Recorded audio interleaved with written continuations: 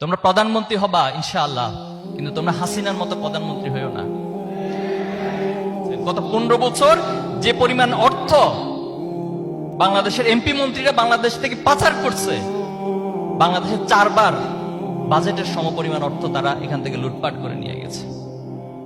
অথচ ছোট্ট একটা দেশ এত কষ্ট করে, এত পরিশ্রম করে মানুষগুলো, অথচ তাদের পকেটে সেই টাকাগুলোকে লুটপাট করে আজকে বেগম পাড়া তৈরি করেছে, বড় বড় প্রাসাদ তৈরি করেছে বাংলাদেশের বাইরে বিভিন্ন জায়গায়।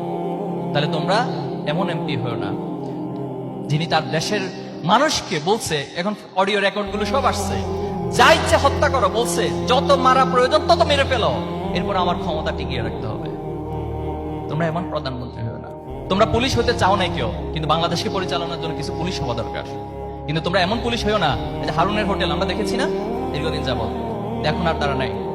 এবং একটা পুলিশ আন্দোলনের সময় বলছিল, এই ভিডিও তোমরা দেখেছ, যে স্যার গুলি করি একটা মরে একটা যায়, বাকিটি যায় না। কত নির্মমতা। যাত্রাবাড়িতে তোমরা দেখেছো কিভাবে করে গুলি চালানো হয়েছে। শুধু যাত্রাবাড়ি কেন, এই চট্টগ্রামে গুলি চালানো হয়েছে আমাদের ভাইদের উপর, বোনদের উপর। ন্যূনতম মানবিকতা তাদের মাঝে কাজ করে নাই। তাদেরকে নিয়োগ দেওয়া হয়েছিল রাষ্ট্রের নাগরিকদের হেফাজতের জন্য, সিকিউরিটি দেওয়ার জন্য, তাদের অধিকার সংরক্ষণের জন্য।